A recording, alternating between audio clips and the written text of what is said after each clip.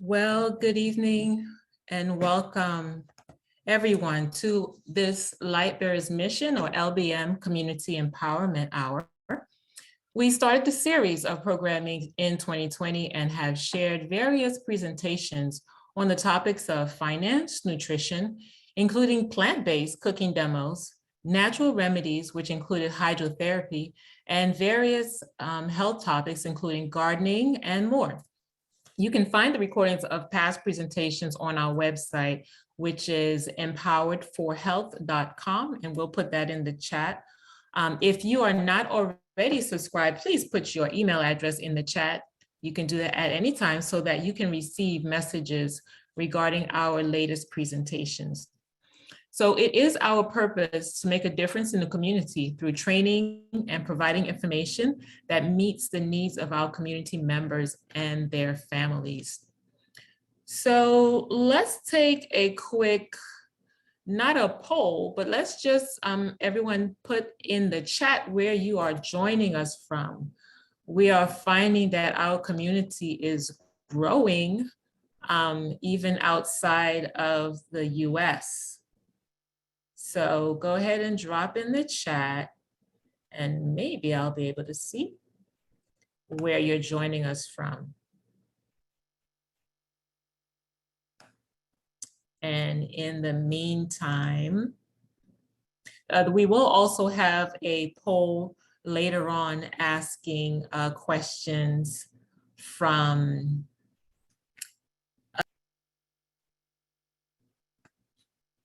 okay. So welcome everyone from wherever you are. I see Huntsville, I see Manassas, I saw my hometown, Brooklyn, New York. So welcome everyone. And we do believe that our programs have made a difference. We aim to continue sharing presentations that educate the community on topics such as overcoming addictions, the family, and more. So stay tuned. Again, if we don't have your contact information, your email address, you can drop it in the chat and we will add you to our database where you'll be getting the updates. So before we do get started, we'd like to open our time with a word of prayer. We do believe that to have success in anything, we need to seek God's blessings. So let's have a quick word of prayer. Loving Father, God in heaven, we thank you for blessing us with this day and bringing us to this point in the day where we can be educated on health matters and whatever can increase and empower us for living the best life. I pray that you will be with our presenter, be with our participants as we continue, and those that are dealing with the issue that we'll be covering today. I pray a special blessing for them. I thank you again. In Jesus' name I pray, amen.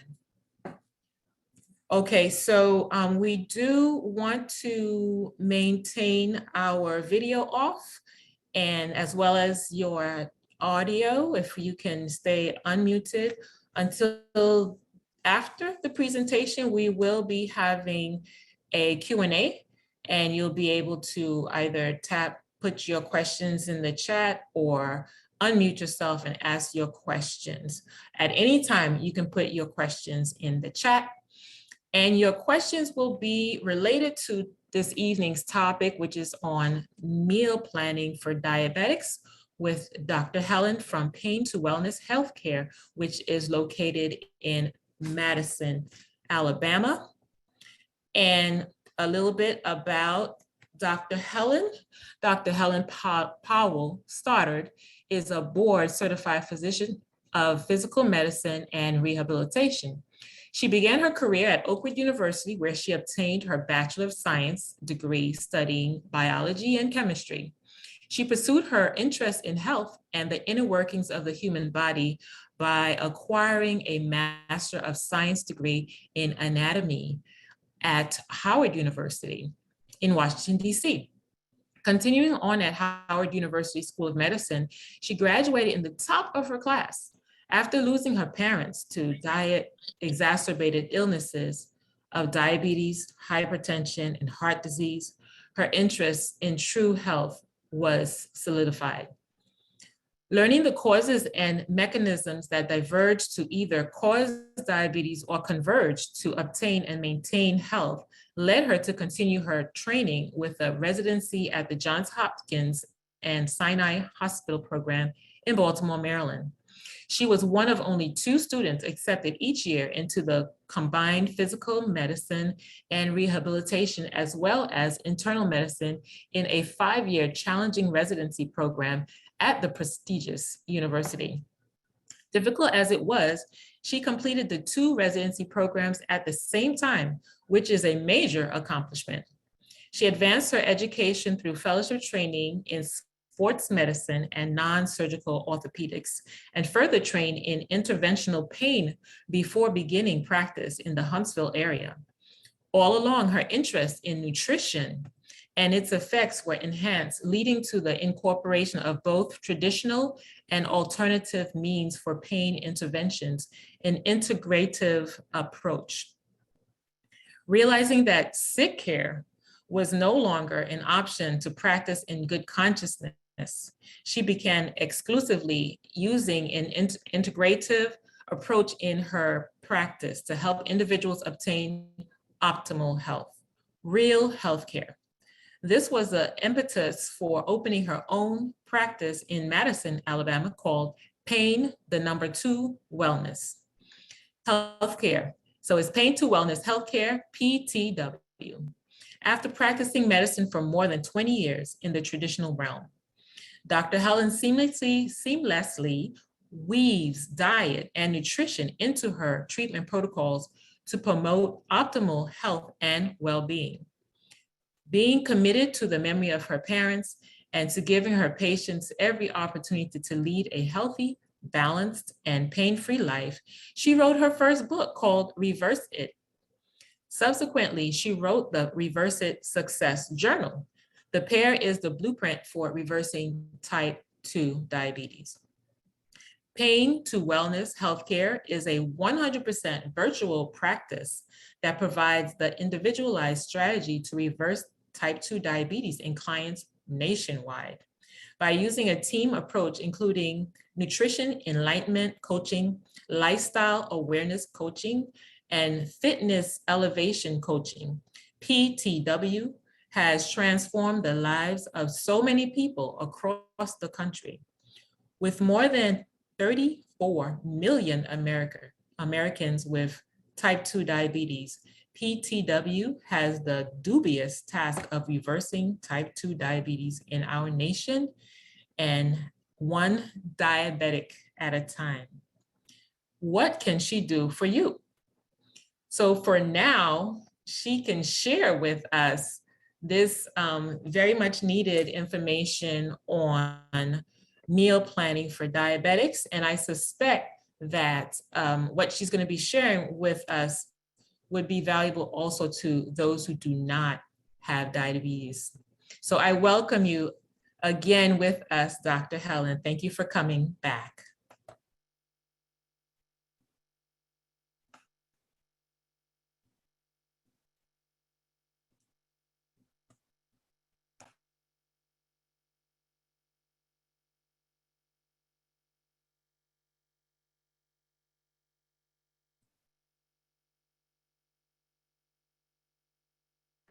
Okay, I had to unmute myself. How's everybody doing out there? I'm so excited to be here. I hope you guys are ready. I hope you have pen and paper, that you're ready to take notes. I like people talking. I'm going to uncover my camera. You know, I do this thing like on a regular basis, like I cover my camera up while I'm working because I don't really like people seeing, you know, you never know who's watching on those cameras. So I always cover my camera up. So I just wanted to uncover that. But thank you guys so much. I'm so excited to be here. This is like really fabulous for me to be able to share this information with you guys. Again, like I hope you're ready to take notes. And, you know, I do, you know, ask some questions out there just to make sure you're still listening. So you might want to just be aware that I may have a question for you that I want you to type in the chat. So that being said, thank you again, Merlene, for the invitation and for this amazing community that wants to bring awareness to people. It's so needed. I have seen it. It's just incredible. Over 34 million Americans with diabetes. That's just not type 2 diabetes. And then worldwide, it's even more, as we're seeing more and more people adapting the Western diet. It's very interesting because we were in Dubai and happened to look around, and we actually saw like Pizza Hut delivers. There is McDonald's with delivery trucks. And I think, wow, this country has been so healthy for so long. I think that we're going to start seeing some of the diseases that we've been dealing with in the Western world. Certainly it has happened in Japan because we saw it there as well. And we're seeing that the diseases are increasing in that area where they did not used to be there, as they adopt more of the McDonald's and the Burger King and the Pizza Huts and things of that nature. So this talk is all about meal planning for type 2 diabetes. This is really exciting for me because I had a problem with meal planning before. Like, I just go on the fly. What do I feel like eating today?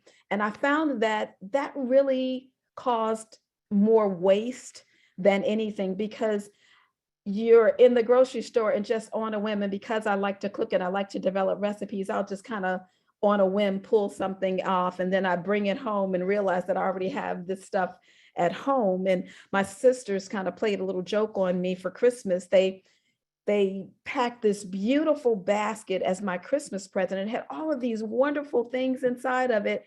And they were saying, as I opened the gift, I was like, oh, wow, this is something I would buy. Oh, I like this. Oh, this is so good. And then when it was all over, I realized that they had actually just gone into my cabinets and pulled out things that they thought that I didn't know was there. And for some parts of it, they were absolutely correct, because I just overbought. So meal planning has really been beneficial to try to cut down on the amount of waste, the loss of money. All of those things are necessary. And for type 2 diabetes, it even makes more sense, because of some of the things that we have to do with type 2 diabetes is there's so many considerations, right? You want to make sure that you're considering the goal that you have, and that goal it may change from place to place depending on who you're cooking for in a regular family. But for type 2 diabetics, right, we also have to not only worry about nutrition and time and food preferences and whether there's allergies to food, the cost of food, the goal being to make sure that your blood glucose is under control. But we also have to be concerned about things like your blood glucose control. And so that is really important, to make sure that your blood glucose is under control when you're looking at all of these various recipes and things that you want to consume that's delicious. I don't know if anybody is like me. Like, I am a big foodie. Anybody a foodie out there? Like, if you're a foodie, just type in the chat, I'm a foodie, because I am incredibly interested in food. I want it to be delicious.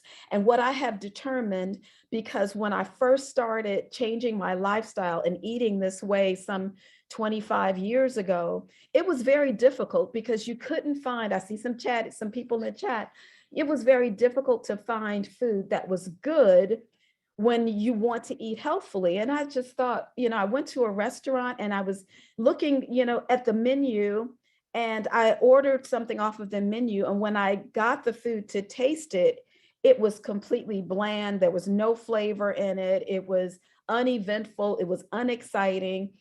And I could just think, I don't eat the meat. Can you just give me like some other things that are delicious that I can enjoy? And then I realized that when it comes right down to it, you really just have to pay extra for flavor. And that's the way it was back then. But I have realized that you don't have to sacrifice great taste for great flavor, that you can actually build flavor in your food. And we talked about that a little bit on the last time we were together, about kind of building flavor in the food so that you can enjoy the things that you're consuming. And so that is really important. Now, a little bit about me. Merlene told you a little bit about me. Yes, I am a board certified physician, and I do specialize in reversing type 2 diabetes. And what makes me eligible to actually do this is because I am a foodie and I love food, and that's just exciting to me. But let's first start with what meal planning really is. So meal planning is really, in just so many words, it's really just determining what you want to eat and preparing it and eating it, right? You want to plan first, then you want to do the shopping for it, and then you want to prep for it. And what that does is it makes life so much easier. You don't have to worry about what's for dinner, what's for breakfast, what's for lunch. It removes the guesswork from all of that, and it just helps you to make better choices. I can't tell you how many of my clients tell me that they're trying to get foods on the run. Like they just want to know, what can I eat quickly?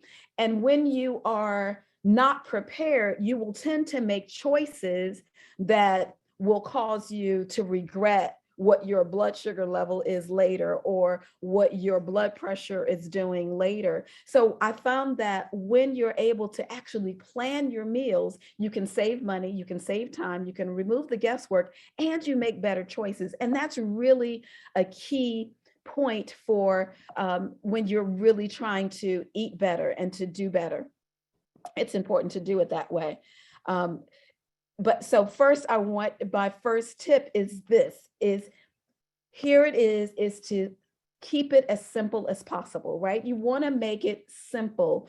You know that you have to plan a meal. You know that you have to think about it. You know you're planning it once a week. You know you got to shop for it. You know you got to prep for it. So try to keep it simple. And you want to start with something just as little as 7 days. Some people may even start with doing a 3-day meal plan versus a 5-day meal plan versus a 7-day meal plan. It really just depends on what your preferences are, but I do recommend keeping it simple. And what does simple mean, right?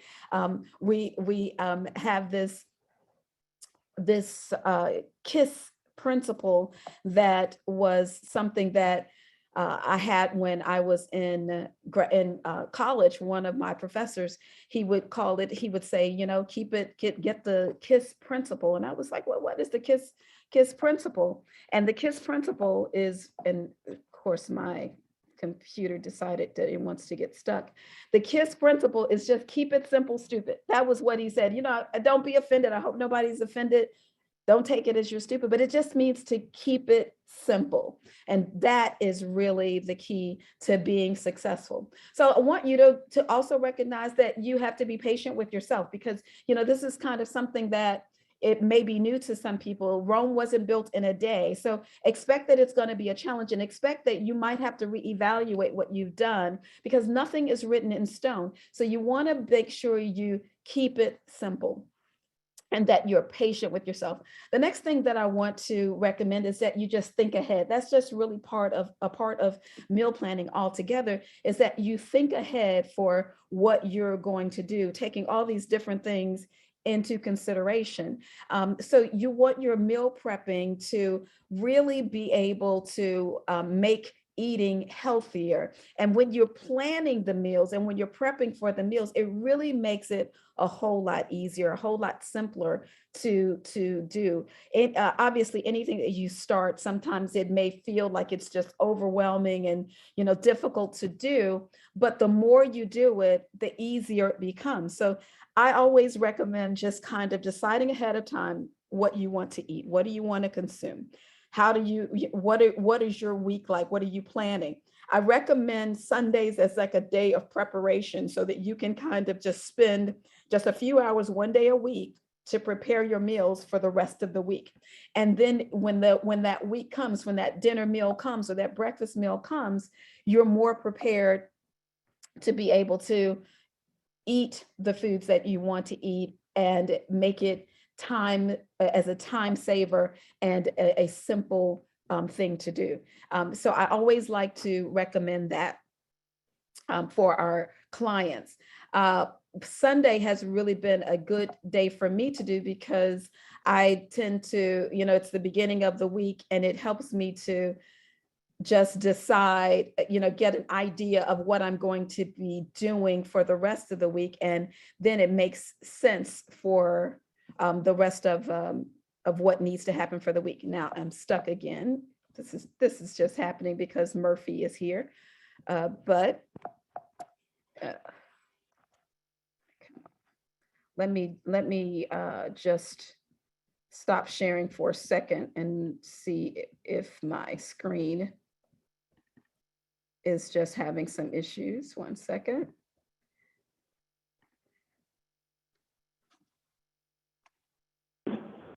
Yes, okay, so it's working off screen. Let's try to get it back on screen.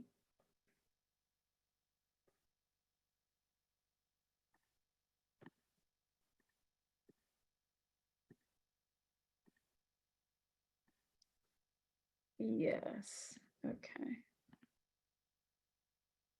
Okay, let's try this again.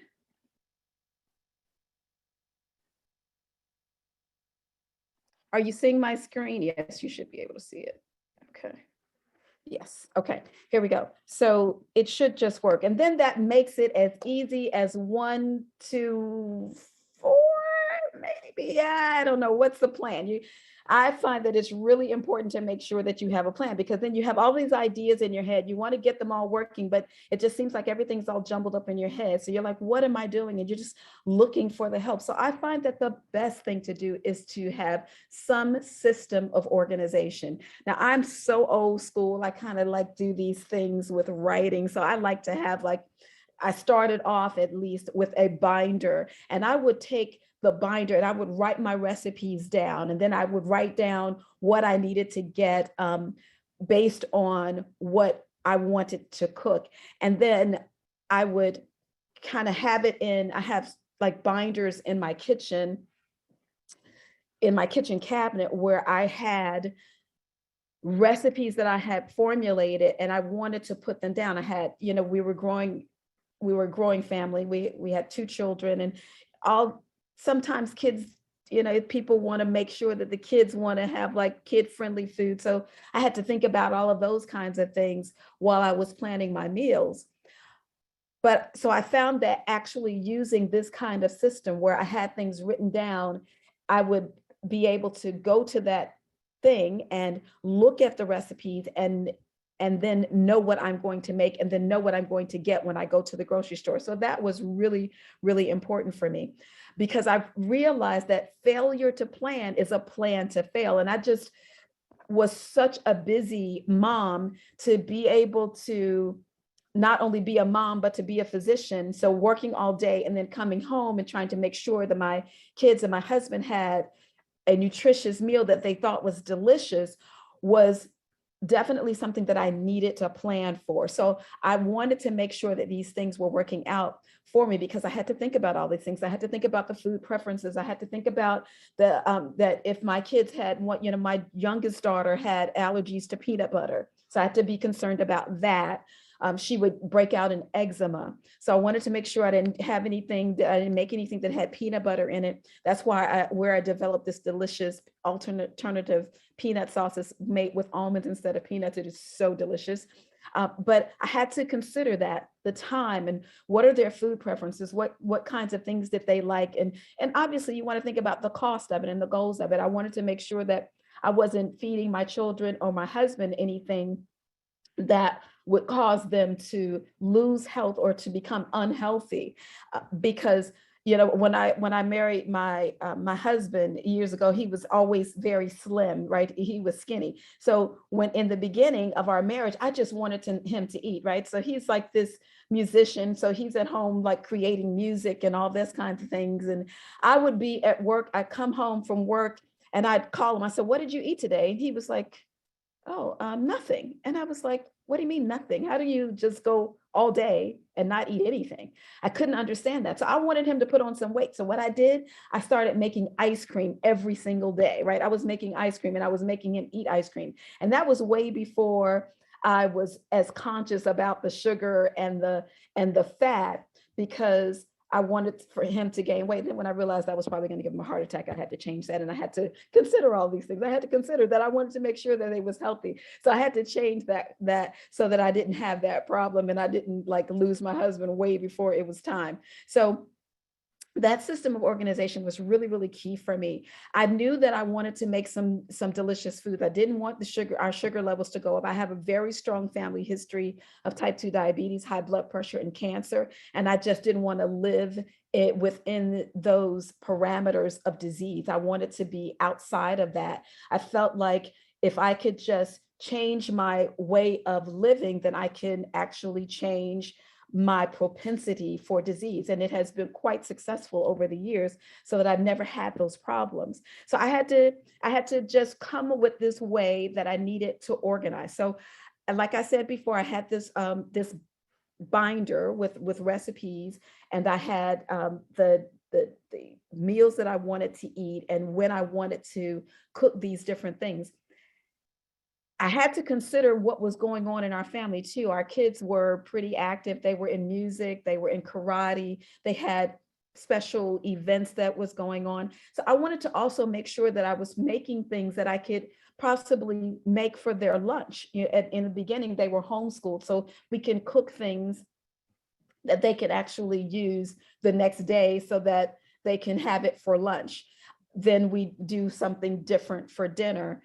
And one of the things that I became quite an expert at is taking food that we had for different meals during the week. And then at the end of the week, depending on what was left over, I learned to take those things and make a soup out of it at the end of the week. And the soups were always incredible. And people would come and they'd have the soup and they'd say, "Oh, I want that soup. Can you give me the recipe for that soup?" And I'd go like, probably can't, because I may not have quite those same ingredients left over next time. But I was always interested in having food that was left over, because I knew that you can do different things with them, and then you can use them for multiple meals. If you are a person who doesn't like leftovers, I think that might do a disservice. It does, that can happen, but it probably will be a little bit more work, but it depends on what you're looking for. But where do you get the recipes from? Well, obviously the book Reverse It. I have to put a plug in there. Yes, there are recipes in that book called Reverse It. And then I have an upcoming cookbook called The Genesis Plan. And I'm so excited about that because it has some incredible recipes in there. And we actually filmed 12 episodes on a cooking show that's actually going to be airing next month. So those will be available then. And then there's a website that I think is really great for making delicious meals for particularly for people who are more health conscious. And I always recommend this particular website called Forks Over Knives. There's another one called thegardenraiser.com. I hope you're writing these things down, and holycowvegan.net. And you can find some delicious recipes from these websites, and then you can actually choose which one you want to use and what appeals to you. But consider this, I said it before, choose recipes that will leave room to not waste food. So check out what you already have and pick recipes from those different websites, from things that may be common. I'm always trying to save money, save time, but not sacrifice health to do those things. So I try to find recipes that have commonalities in them when I'm developing meal plans, right? If I'm going to do, maybe I'm going to focus on cauliflower for the week or something. So maybe I'll make cauliflower tacos for a meal, but I'm going to get those cauliflower and I'm going to use the cauliflower and make some cauliflower rice maybe for another meal. Or I might use the cauliflower to make a cauliflower pizza crust. Any of those things are really helpful to kind of cut down on the amount of shopping that you have to do and the different things that you have to develop, because you may have one refrigerator, so you don't want to overstuff that refrigerator with multiple things. I'd like to get things that I can use multiple times. And remember that you can choose recipes. You don't have to do all new recipes at one time. Maybe there's something that you've been accustomed to eating, or maybe you've learned a recipe for some dish that you enjoyed, and so you're familiar with that recipe. Then just add new recipes to what you're already familiar with. And then that way you can kind of decrease the overwhelm. Anybody like to decrease the overwhelm? Anybody get overwhelmed by just all of the things that you have to do anyway. And then you got to worry about what you're going to eat on top of that. So you want to like decrease the overwhelm. I know I do. Like I want to decrease the overwhelm. So it is really helpful to just kind of add a little bit at a time, right? You want to just decrease the overwhelm, just add a little bit at a time so that you don't overwhelm yourself.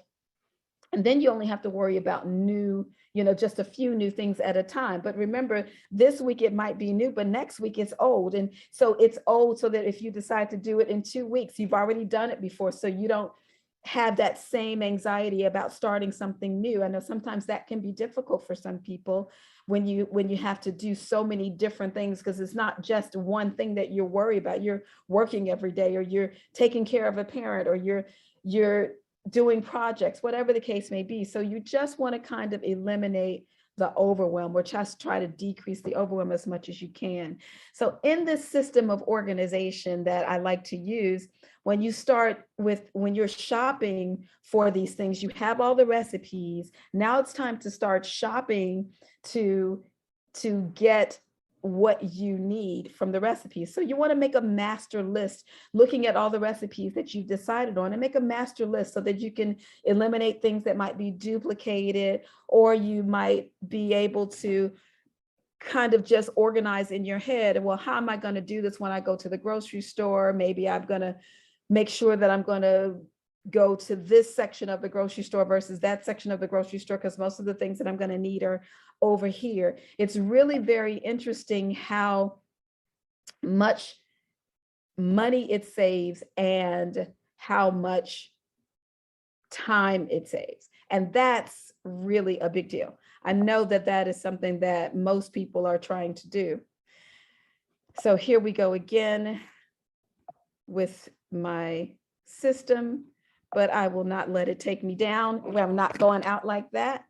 So the next thing that we want to do is we talked about making the grocery list before you leave home, because you really don't want to trust your memory.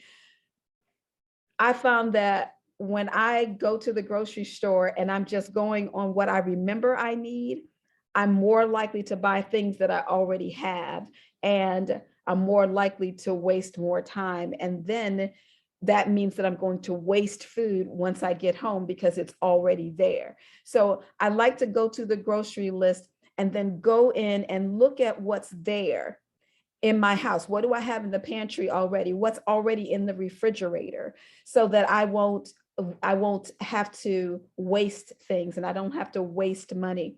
That is really important. So I make that list so that I don't trust my memory for it, because there's all kinds of things. So that's my 5th tip on doing that. So I try to categorize things in categories, categorize things in categories. I try to put things in categories so that I know that these things are going to be in the freezer section. I know these things are going to be on the section with produce. I know that this one is going to be on the back side where I'm going to have to get my products, like my milk substitutes or my yogurt substitutes, or whatever the case may be. I just try to organize it in a way that it makes it easy. And what's really cool about that is that this is not something that you have to do every time. Once you get your master list, it becomes easier because it's already there. So you know what you have to do.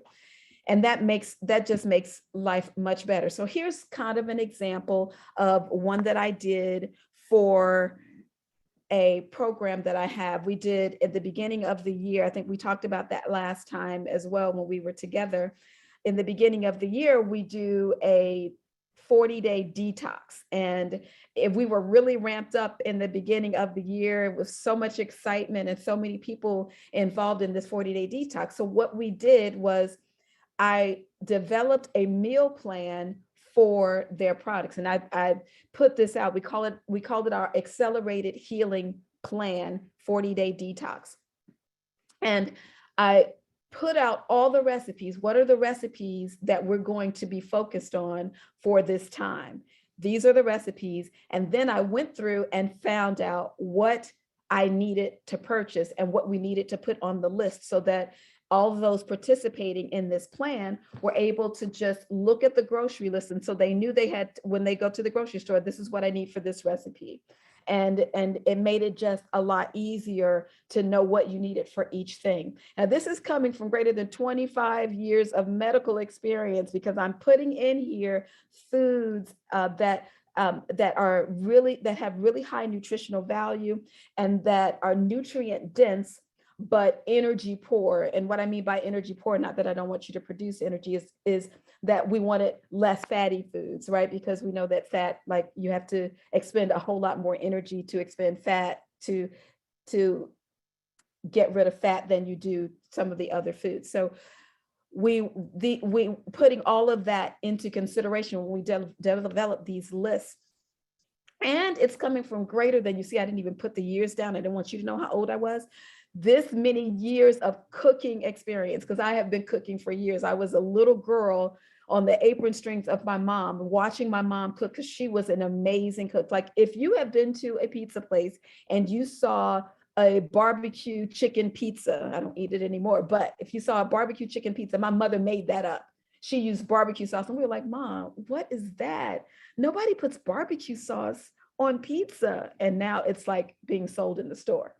So I was learning how to cook from that innovation that my mom had. And I've just integrated this in with my medical knowledge to develop these kinds of recipes and tips and tricks, so that it just makes it easier for people coming along after that, because it can be time consuming. So in developing your grocery list, this is tip number 6, avoid processed foods, okay?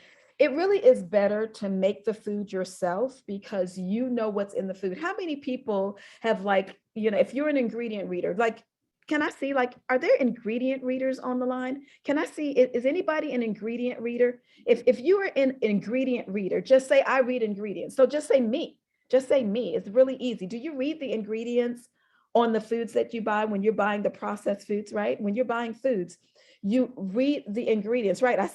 I'm so proud of you guys for reading the ingredients. It is so important. Have you looked on the back of something and it says natural flavors?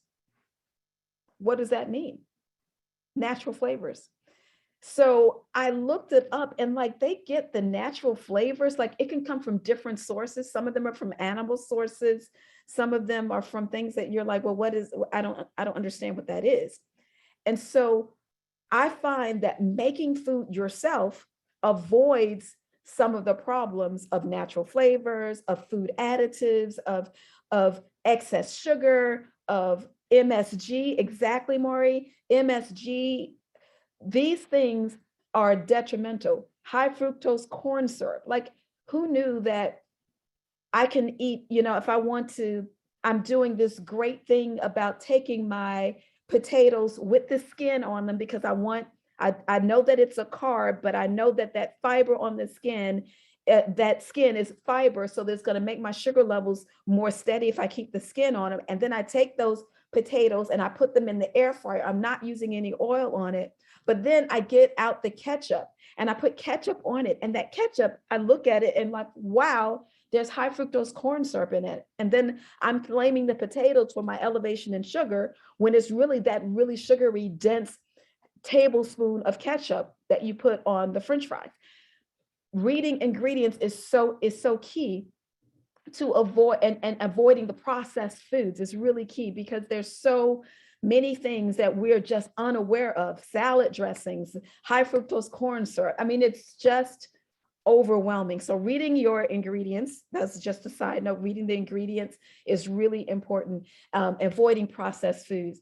I also like to make sure that I do most of my shopping on the perimeter of the grocery store. What do you find on the perimeter of the grocery stores, right? You find the fresh produce, and then you find the frozen foods, right? And then I'll go to the back section, because I might want to get some oat milk, or I want to get some almond milk, or some coconut milk, or I might try to get my yogurt, my favorite yogurt is like Kite Hill yogurt that doesn't have lots of sugar added to it. And I can put my own fruit in it, and I can put my own granola in it, and my own chia seeds and flax seeds and all that kind of stuff to kind of not only build flavor, but to build nutrition into my whatever meal it is I'm using. So I know that most of my shopping is going to be on the perimeter of the mall. And that really is the best way to avoid all the processed foods, because you won't find the processed foods in the produce section. In the frozen section, you will find some, but you know, when I go to the frozen section, I'm looking more for like frozen vegetables that might be out of season, or difficult to find. What, for instance, I find that finding non-genetically modified corn is difficult, except for certain times of the year, but I can find it more readily in the frozen section. So I'm going to be looking for those things in the frozen section. I'm not looking for, you know, Sara Lee, and I'm not looking for just other foods that are just frozen processed foods. We're looking for foods that are still more pure foods, but we're looking for it on the periphery of the store.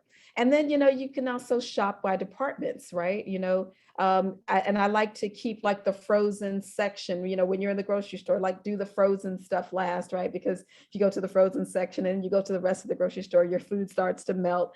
And at least it keeps, you know, when you keep it in the freezer section a little bit longer, then, you know, I also take a cold bag to the grocery store with me so that I can put all of my cold stuff in this cold safe bag that's lined with the aluminum, or the what do you call it, the cold bags, the heat cold bags that keeps your food the right temperature.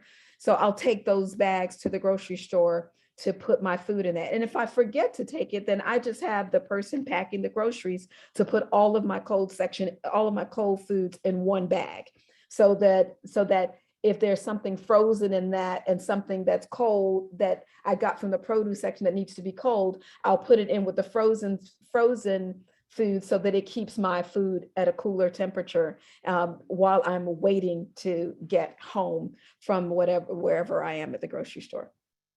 So this is really, really one of the things that I found that has been really, really helpful when I go to my grocery store and do my shopping for my weeks long idea for groceries. Now, sometimes you know, as I've been doing this for quite a bit of time now, I can actually shop for a couple of weeks at a time, but I find that you still have to get perishables because some things will perish. But there are some other tips that we can use to help to keep the perishables longer. Like I use green bags that will keep food fresher for a longer period of time, making sure the temperature in your drawer of your refrigerator is at the right temperature for the foods, and all those kinds of things. It's really important. And here we go. Then, now that we have gone to the grocery store, it's time to prep. Let's see how I'm doing on time. Okay, good.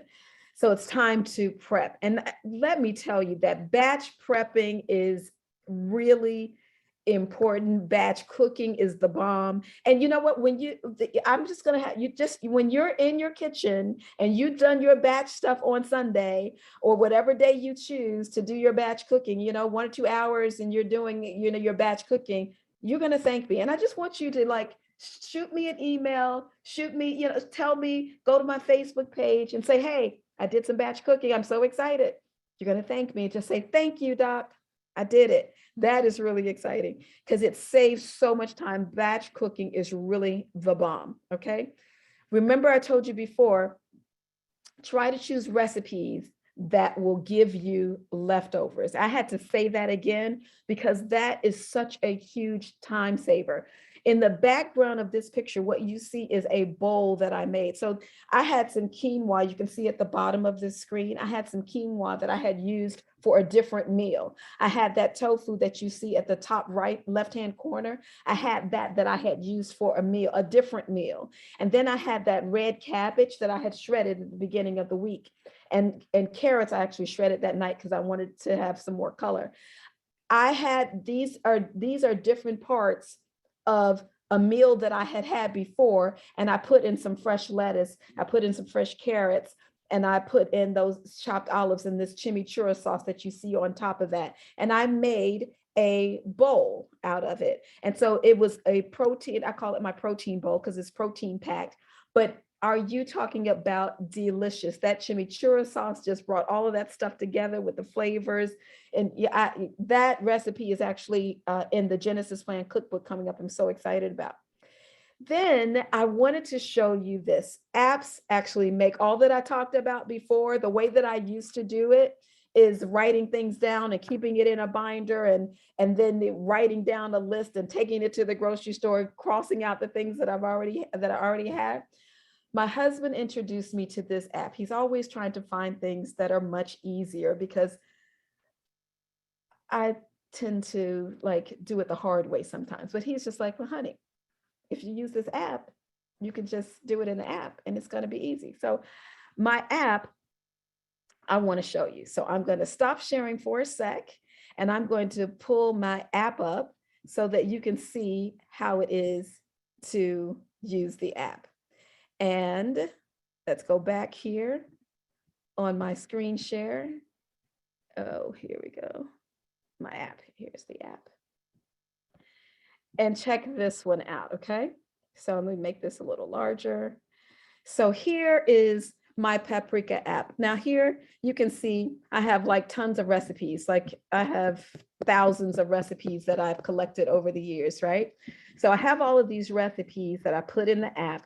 And then I decide, okay, you know what? I want to do some meal planning. So I'm going to go to the calendar, and you can see here I already put in on Tuesday, I put a cilantro lime brown rice in there. This mango orange you glad is a smoothie, and that's, I typically use that for breakfast. So I'm going to change that from dinner to breakfast, right? So I save that. So now that's that's a breakfast for Wednesday. Then I have this cinnamon rolls with aguafaba, right? I'll probably put that at lunchtime because, or snack time that's like earlier in the day, so that I don't have to worry about just going to sleep on those calories, right? So I put that as a snack. And then this one is just some substitutes that I've discovered for egg yolk. How, I'm not doing eggs, so what can I do for substitutes for egg yolks? And I'm actually going to remove that one because that's probably going to just cause a little concern. But I have this all-in salad. So I have just a few recipes. So I take those things and I decide I want to make a grocery list of it, right? So I can just take those meals from here. Let me move the screen here. And then I can just click on these and then add it to my grocery list for the entire week. And voila, there's my grocery list. Then I just add that to my app, and then I can just take that on my phone to the grocery store, and it shows them all. So I have it that way. And so my husband has made life so much easier for me to develop a grocery list for what I need to do. So here's my grocery list, and I can just take that. And before I go, remember, one of the tips that we said is before you go to the grocery store is you want to just look through your pantry, look through your refrigerator, and then just mark off the things that you already have, and then go to the grocery store with that list. And it makes life so much easier. And when he did this for me, I must admit, it saved so much time. I was so excited, and I had to just thank him for it. So that app is called Paprika. And you can actually collect recipes from that. I don't get any kickback from this. Nobody's paying me for this. But what I love about this app is that you can actually just go, it has a browser, you can go to different websites and just choose a website, and it's really easy.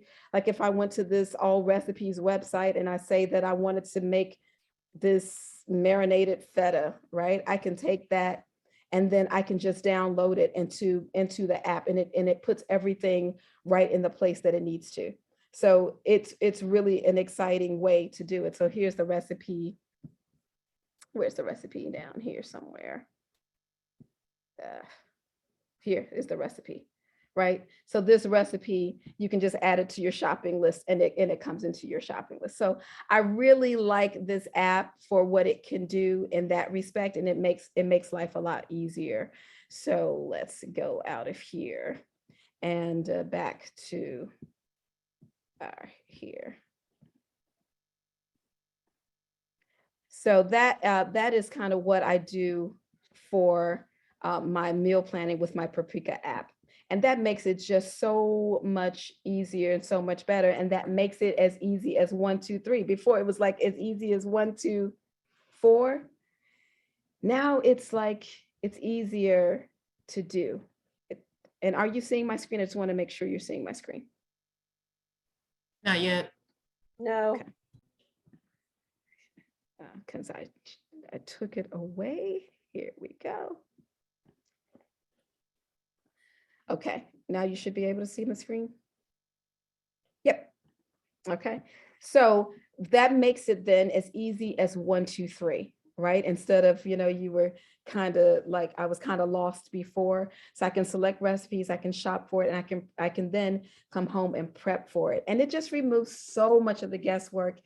So now I know what's for dinner, and I know what's for breakfast, and I know what's for lunch.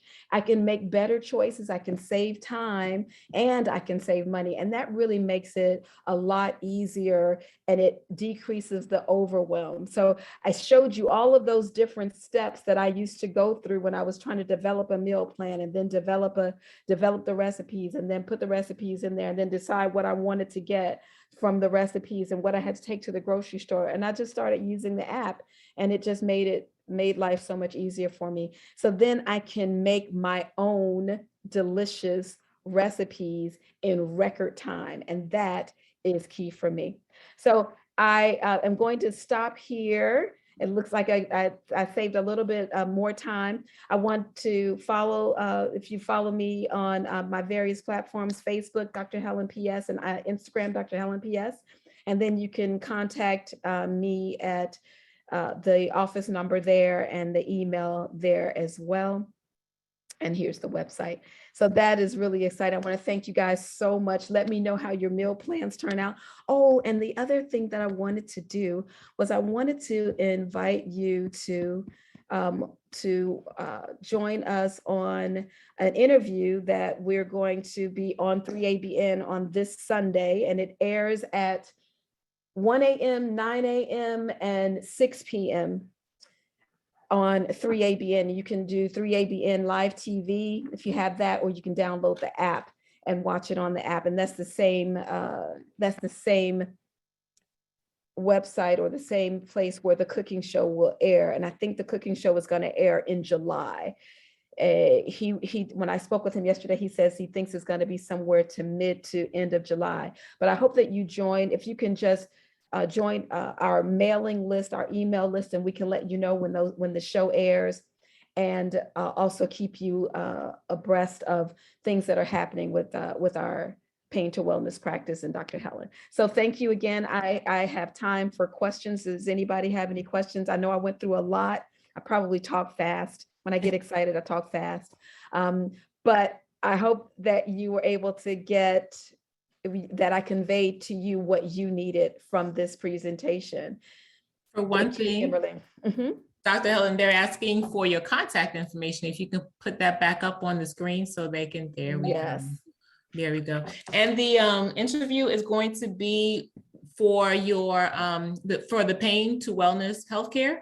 It's actually for reversing type 2 diabetes. Okay. The interview is about reversing type 2 diabetes, and it just talks about the cooking show that's coming up. The screen is too small. Okay. Too small to read. Like your picture is larger than. So we can maybe put it in the chat. All right. If you're having trouble, yeah? Yes, I'm having trouble. Okay. Okay, I'm so sorry. So at the same time, okay, let's look at the questions that have come up. Did someone have a question they wanted to ask? Unmuted or? Okay. WW. Do the apps come preloaded with recipes? Does what? All right. What was that? I didn't hear that. Okay, I'm not sure. Hello, can you hear me? We hear you now. Yeah, that was a great presentation. Thank you so much. I was just wondering, does your app come preloaded with all your wonderful recipes? No, but the book will. It'll have a lot of those recipes in there. And I'm really excited about it. It's called the Genesis Plan, and it's in production. So it should be ready next month. I'm very, very, very, very excited about that. There are so many different ideas in there. I just recall like having some real difficulties trying to develop recipes that were diabetic friendly and delicious. I mean, just because I have a health challenge doesn't mean I don't want delicious food. And so I found that to be a real big challenge for a lot of my clients and a lot of my patients over the years. And I kept like writing recipes, I wrote the recipes down and I print them out and I would send them to patients. And then it was just like, okay, this is really a lot. So I thought maybe let's put it in a book, and then everything is available. There'll be some downloads, all that kind of stuff. So it'll just make it a lot easier. But thank you so much for that question, because it's just nice. I appreciate it. Okay. Just looking at, I just want to go ahead and the website is there. For those who are having trouble with that, let me look back on some of the questions that came up. It's too It's too small. small. The website is the word pain, the Yes. number 2, Yes. and then wellnesshealthcare.com. That's the website. And Your phone number. our phone number is 256-325-5700. We're on Facebook and Instagram at Dr. Helen PS. And our email address is info@P as in pain, the number 2, W and the word health spelled out.com. Okay, and the name for the app was just Paprika? That could be someone- Paprika Manager 3. That's the updated versions. Paprika Manager 3. Manager 3. Thank you. Yeah. Thank you very And much. it does cost you. It's about $30 for the app, which there you might find some other apps. That's just the one that I use. I've just been using it for many years now, and so I have just become accustomed to it, and all my recipes are in it. And though there may be some apps that are cheaper, it just wasn't worth it to take all my recipes out and put them in another one. So I just got the updated one actually on my phone like a few months ago. So it actually is a great tool to have. So Jenny says, great information. My problem is menu planning. I don't have the time for recipes that have a lot of ingredients. I love quick recipes in and out of the kitchen. And she says help. So I don't know if your book may be helpful. Yeah, I totally understand what you were saying. We were talking about the overwhelm before, and I had a busy practice that I was running while I was raising my 2 children. And then I had my husband who actually travels all the time. So I was often a single mother. So it was very, very important to me to make sure my recipes were simple and easy. And, I got to say easy is different. If you've never been in the kitchen, maybe your recipe's not easy. But if you've been in the kitchen, then you can say, oh, that's an easy recipe. But I do try to make the ingredients very simple because I wanted these things to be in my cabinet already. One of the things that we have in the Genesis plan is we have like a pantry section where we put in like things that you should just keep in your pantry, things that you will just have all the time there, and staples that you should have that are beneficial to have in your armamentarium. And then you look for recipes that sound good to you, and the pictures are really very appealing. So you look at the picture like, oh yeah, I want that. And so you look for those things in the recipe, in the recipe, and then you look at the recipe and see if the recipe is doable. There may be some things that are just so, there's so many ingredients in it. You're like, no, not today. Maybe I'll save that for another time, when you're looking at different recipes from all those different sites that we provided for you, or even in the cookbook. But I tried to make the recipes very simple, and I tried to make them they're all real ingredients. Everything is real. and I emphasize that, because when I first learned that food, I walked in the grocery store and it said all natural, I was baffled. I was like, what do you mean? Isn't food natural? What do you mean? It's not natural?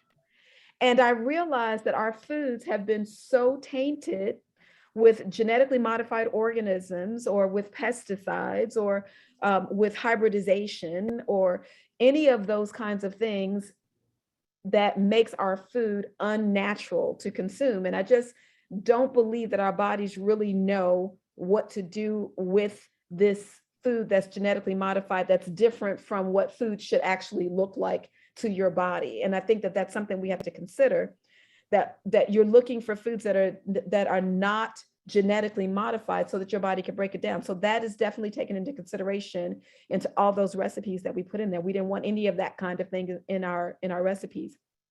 We also wanted to make sure that we had low glycemic sugar sources.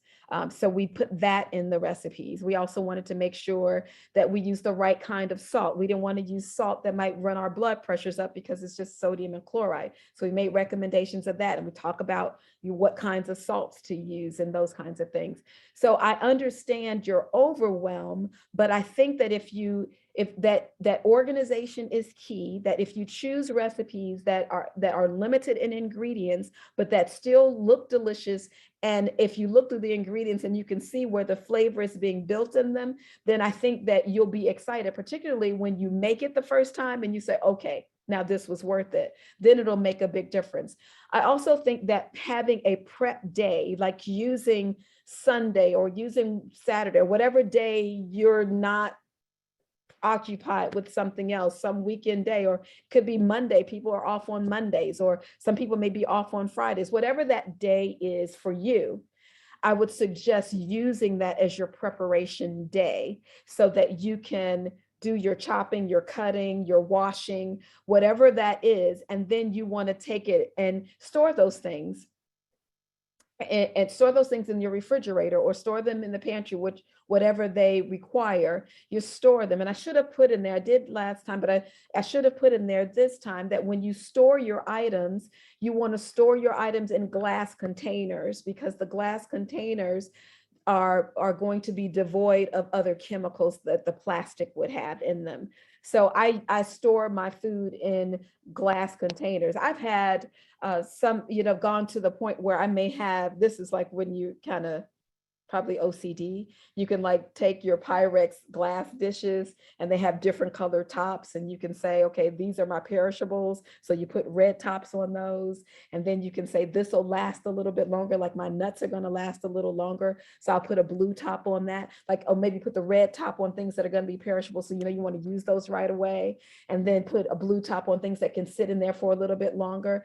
Those things I find are really, really helpful as well, to cut down on the amount of time that it takes to cook during the week. So when you prepare on that preparation day, now you can look at your menu plan and say, okay, on Monday, I'm going to eat this. So you pull it out of the refrigerator and you just put it together, right? Particularly if you're making something like that bowl that I showed you.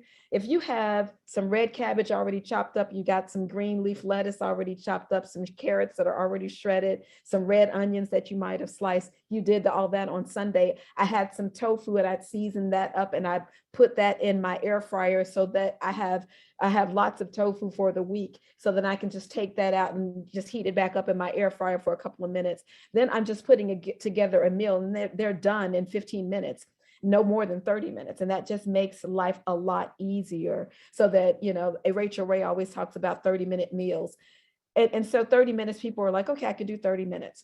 So if you prepare for it, then it makes it a lot easier to have it available when you're ready to use it. And then when you're ready to make soups out of your leftovers, man, that makes it easy. That really makes it easy because you're really just putting things in the pot. But I always like make a base that'll make all of those flavors come together. You want to know the secret? If you want to know the secret, just raise your hand. I can tell you the secret to my soups.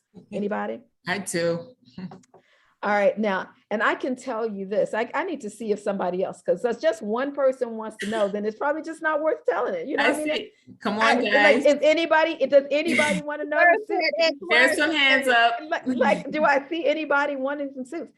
Oh, I see that. There's some hands raised. Yes. I don't see anybody. So okay, I see somebody. Okay. Here we go. So what I do is I always start water sauteing onions and garlic. I'm going to tell you that onions and garlic are just the base for every soup that I make. And I will take that and water saute it. I don't use any oil or fat when I'm doing that, right?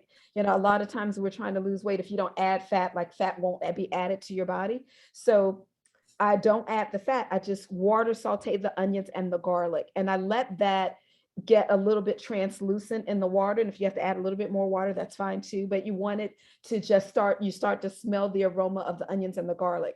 And then I use this bouillon cube called not chicken bouillon cube or a not beef bouillon cube.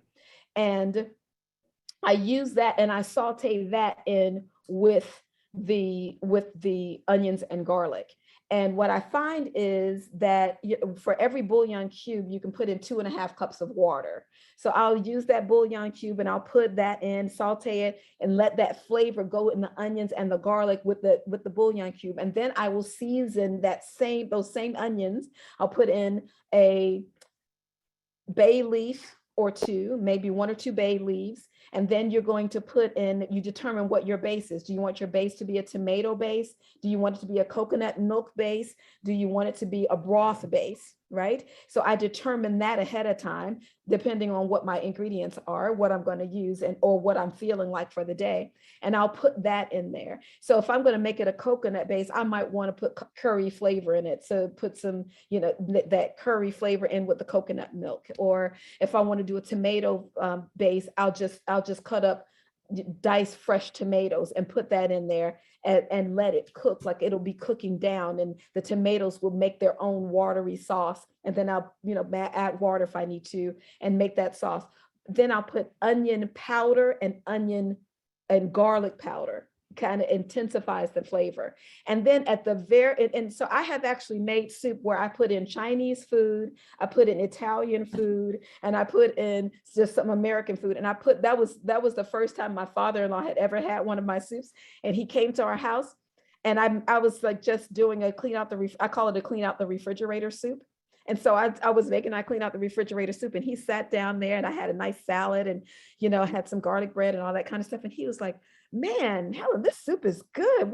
Can you give me the recipe for that? I told you that earlier. I was like, Dad, I just don't think I can.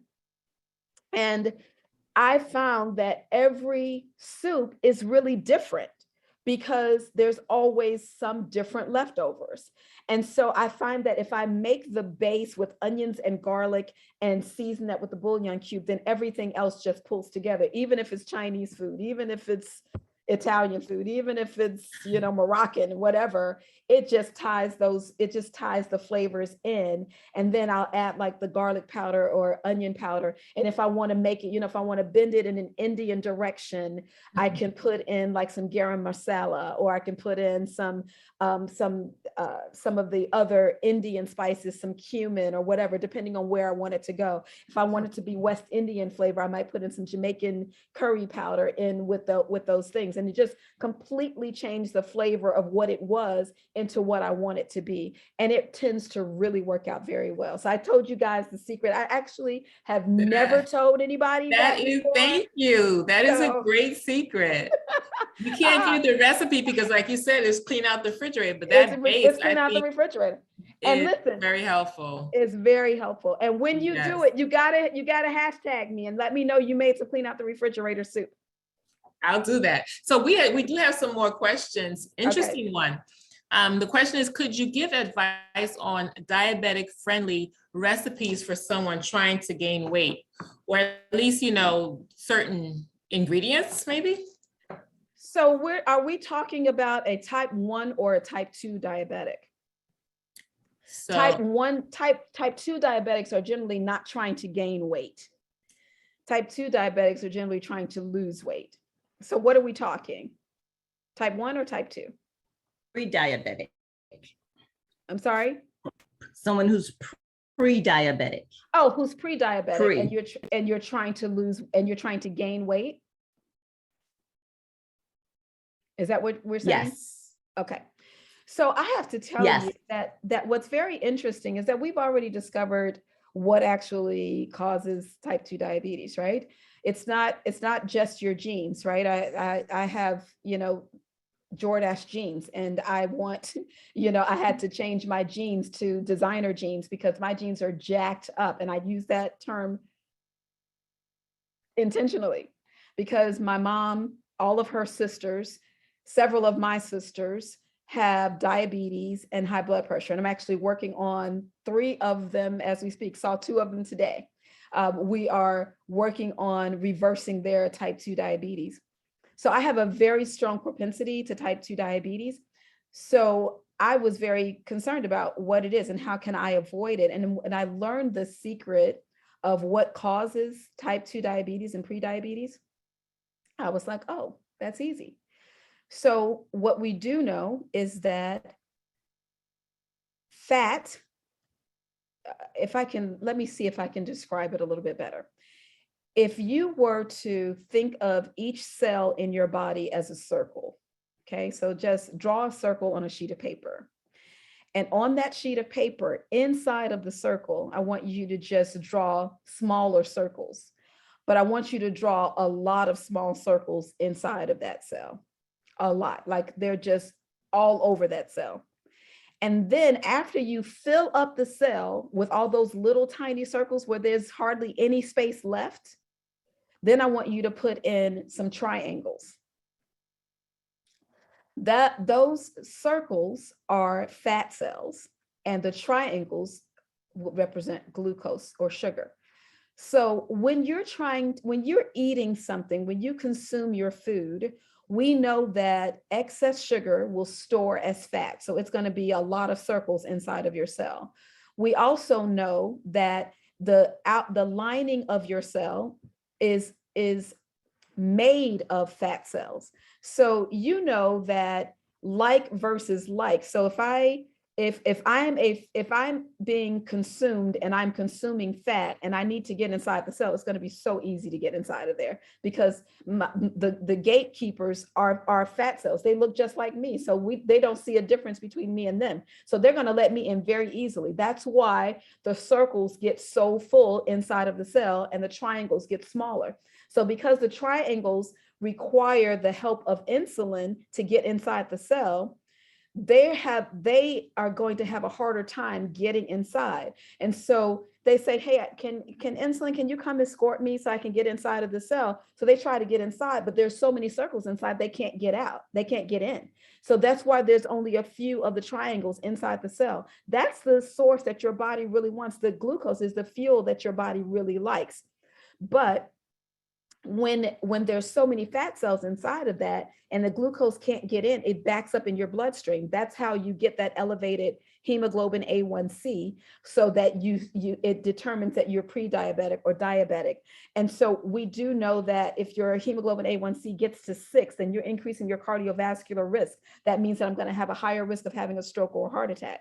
So how do you combat that? How do you stop it from going to a 9, where we know you're going to start having end organ damage like kidney failure and blindness, and you're going to start having nerve damage and things of that nature? So how do we stop that? Is we stop it at the source. So we don't want to do excess sugars because it's going to be stored as fat and it's going to go into the cell very easily. And we don't want to add added fat because that will go into the cell easily. So if you're trying to reverse type 2 diabetes or pre-diabetes, it's very easy to do that by just decreasing the fat. Now, what do you put in its place? is the question. And so we put in protein, right? And so there are protein sources that you can use: nuts, seeds, legumes, beans, tofu, and use non-GMO tofu, right? You're going to use the package of tofu that says non-GMO. I choose non-GMO over organic any day, because just because it's organic doesn't mean it's not GMO. So I'll use those as protein sources. And so you just want to increase your protein sources and use that. And then you add your complex carbohydrates with those. I tell my patients that have excess weight to just limit their nuts to a handful, because we know that nuts are fattening. So if you're trying to gain weight, then eat some nuts. It's okay.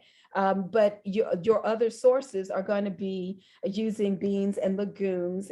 You can put quinoa in. That's a total protein all by itself. Like, you can eat a plate of quinoa and then add flavor to the quinoa. So you can put some lentils in there. That's even more protein. You can put some black beans in there. That's even more protein. But just make sure you use complex carbohydrates along with that, so that you and I always recommend using your complex carbohydrates in the form of salad, for instance, or some raw fruit or vegetable. I always recommend eating that first, because it gets digestion going, and then eat the other things after that.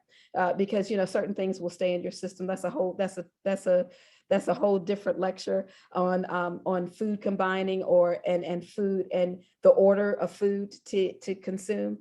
But suffice it to say that your protein sources are going to be very helpful for you if you're trying to gain weight. The other thing that's going to help you is to get out and exercise and try to build muscle. When you're trying to get rid of the excess fat from your cells, you want to pull it out of those muscle cells, and you want it to be eliminated. So the best way to do that is to start getting some exercises, because it makes your muscles more insulin sensitive. And so it'll help the sugar to get inside the cell faster and get rid of the fat at the same time. I hope that was helpful. All right. One quick question, well, two related. Do you, or will there be an e-version of your cookbook? Ooh.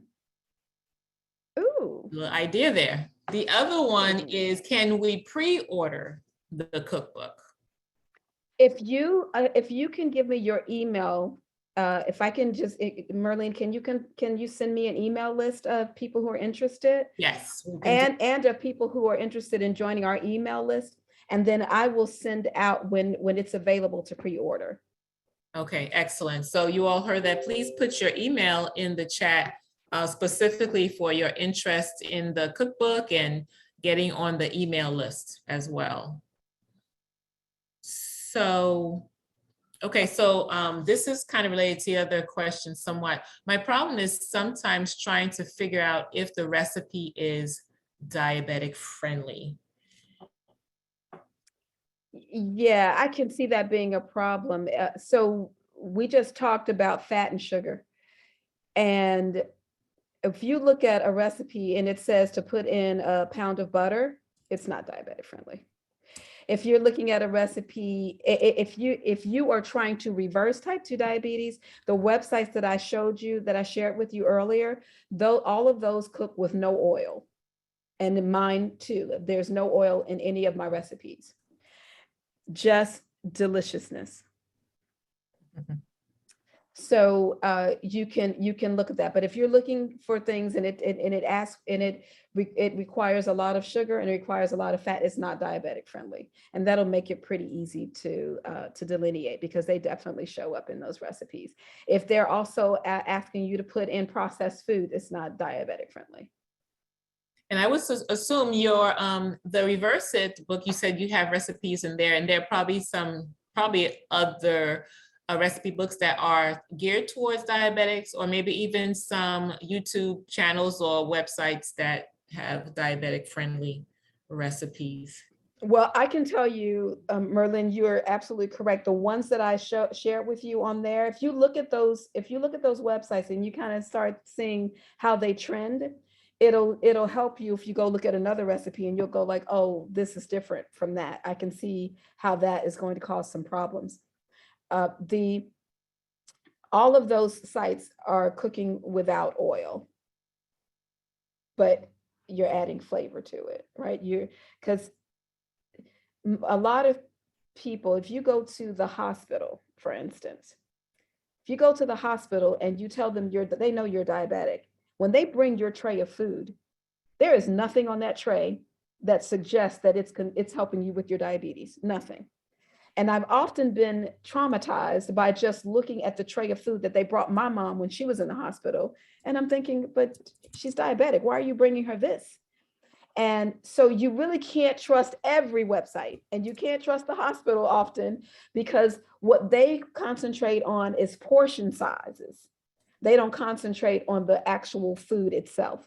And so the websites that I pulled up for you are concentrating on that. They're concentrating on on how to improve health. Okay. And okay, so hopefully you all got those websites. I remember Forks Over Knives, but I can go back to it too. Let me see. and remember also that this is being recorded and it will be available in a couple of days. Let's see. And there are others, but these are ones that I was able to peruse and thought, oh, these are good. But you're looking for, you just don't want it to have a lot of fat and a lot of sugar. Okay. All right. Let's see if we have any other questions that we didn't cover yet. So the Reverse It book, is it available now? I've seen it on Amazon, and I don't know if you sell it directly also. It's on Amazon. Yes, we just ordered from Amazon. Actually, we ordered from Amazon ourselves these days.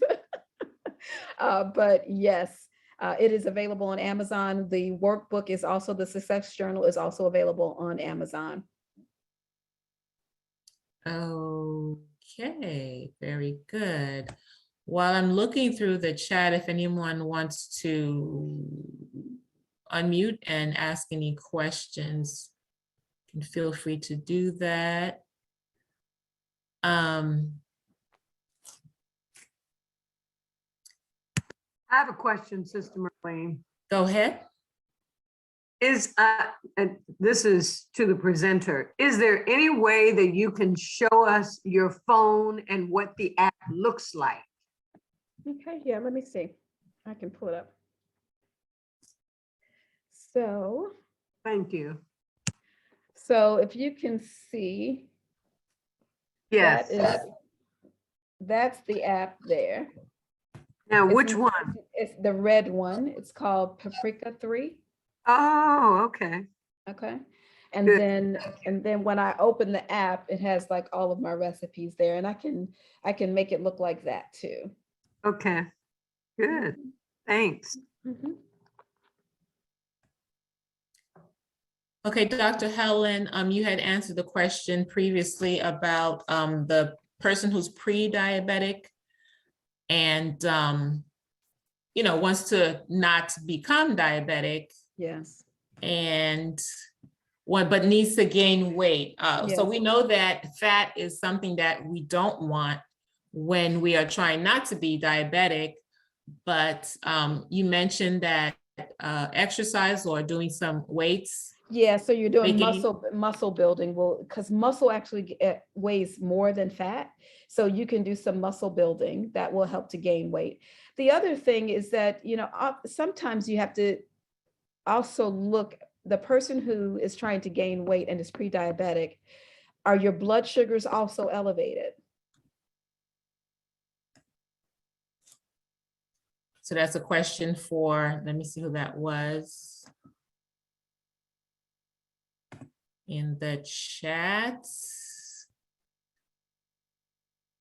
If she's still there. So you're, Yeah, I'm still here. okay. So are your blood sugar levels elevated as well? Blood sugar levels are we don't believe so. So you might want So to. I actually, Mhm. So I know that I certainly need to seek, you know, medical advice as well in terms of, I mean, going to my doctor. I know you are medical, but to have, take a look at our numbers again. Sometimes I feel as if my blood sugar level spikes, and then, so I'm speaking for me and then also for my husband as well. He does not experience blood sugar spikes. He doesn't experience that. I do. You I do, feel okay. that, you know, after I eat certain foods, and it's sometimes hard to identify what foods it is, but it just, I have this feeling as if my blood sugar has spiked after eating certain foods. Okay, and that may very well be the case. Do you check your blood sugar levels? I do not. Okay, how do you know your blood sugar levels are spiking? It's just other than how I feel. So I've not actually been told that I was pre-diabetic. It's just that maybe 2 years ago, my AC1 level was high. And then it, you know, returned to what would be considered normal. So I've never actually been on any specific regimen or anything to address that. There are, And I also seem to have not been able to gain weight. I lost weight, and it's been difficult for me to gain weight. And so, again, I've not been told that I'm pre-diabetic, but I feel as if there's something going on with the way I feel sometimes after I eat. And I try to really watch the sugar content, starch content, and that sort of thing. Yeah. But I'm not vegan, so I do eat, you know, a variety of foods. Mm-hmm. Mm-hmm. So what's interesting, first of all, I'd like to say, Miss Alberta, that I wish I had that. No, I'm just joking. I was going to say, I wish I had a problem gaining weight. No. I know that's what everyone says. You know, yes. You want to gain weight. I think that's not a problem. But there's a couple of considerations. And, you know, this is not. I know this is kind of specific, so I will move forward and get it confirmed. I don't want to take everyone's time. I know it's kind of specific to me, but in general, I was just asking questions specifically around diabetic friendly recipes. And if I know certain foods, like you're told that, you know, avocados are high in fat, so so eat more of those. So yes, you know, again, and just kind of wanting to hear from you, but I'm not exercising as regularly as I should. So hearing you say that was also a good reminder of what I need to do. Yes, indeed. But, you know, suffice it to say just a couple of things on that, Alberta, is definitely you want to get it checked out to see if you do have an elevated hemoglobin A1C. The other thing to note is that sometimes people have an elevated hemoglobin A1C, but normal blood sugar levels, and you find out it's not really diabetes. It's because there's a nutrient deficiency, or there's anemia, or some other problem that may be causing. It could be thyroid disease that may make your hemoglobin A1C elevated when you're not really diabetic. So that should be evaluated too, to make sure that that really is the cause.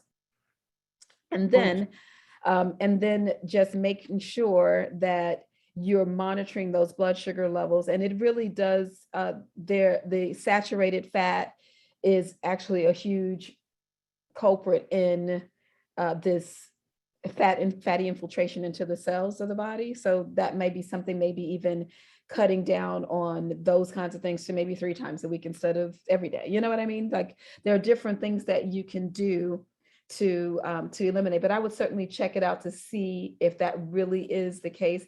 But, and the other thing that I would check out is there's really several different types of diabetes. There's 1, there's 2, but there's a 1.5. And so a 1.5 kind of has some of the considerations that a type 1 diabetic would have, but other parts of a type 2 diabetic. So that might be something that you'd want to check out too, and see if you're a 1.5, particularly if you're having problems, if your hemoglobin A1C is true and you're having problems with gaining weight or you're losing weight, then I would certainly check to see what type of diabetes you have, and then that would target the treatment a little bit better. Okay, thank you. It's been very helpful. Oh, absolutely. Thank you, Dr. Helen. You're All welcome. right, all right. So we've come to the time, and I believe if anyone did put a question in the chat and I didn't catch it, we can address it now, but I think we may be okay. And so Dr. Helen has shared her contact information, and I have several email addresses for those who are interested in getting information about the book and the other wonderful things that Dr. Helen is doing. So we'll make sure that she gets those, and then she can share with you all. Yeah. So thank you, Dr. Helen, a whole lot. Thank you so much. I don't know if you have any last words, but just before we go, we'll pray. But go ahead. I just want to thank you guys again. You know, it's always such a pleasure to be able to share this information. I think it's really necessary information because we're seeing so much of this. And I think that it's important that God's people know it too, you know, that it's not just in the quote unquote world, but it's in, you know, that we know it too, that we share that information with each other so that we can improve our health as well. So I want to thank you so much for the invitation and the opportunity. And thank you all so much for joining in tonight. I hope that I didn't talk too fast because I can do that. But I tried to slow it down, so I hope that worked. So thank you again, everyone. And thank you again, Merlene, for the invitation. Okay, you're very welcome. Now, I can't see everything from here. We do have a poll that we put out there. I am not sure if it went out already. It did. It did. It did. Excellent. My team is working in the background. Thank you. All right, so let's just have a word of prayer and thank God for this session as well. Loving Father God, we thank you so much for just the way that you created us, the way that you provided just the right foods that we need. And we thank you for blessing Dr. Helen to make something out of the unfortunate situation with her parents so that she is able to help so many other people. And I pray that you will continue to bless her work, bless her ministry. And I pray that you'll be with us all, that we have picked up some tips and help for our way of planning our meals so as to not waste money and to make good, tasty food. We thank you so much for your love. Be with us all as we depart company until we come together again. In Jesus' name I pray, amen. Amen. Thank you. All right, thank you, everyone.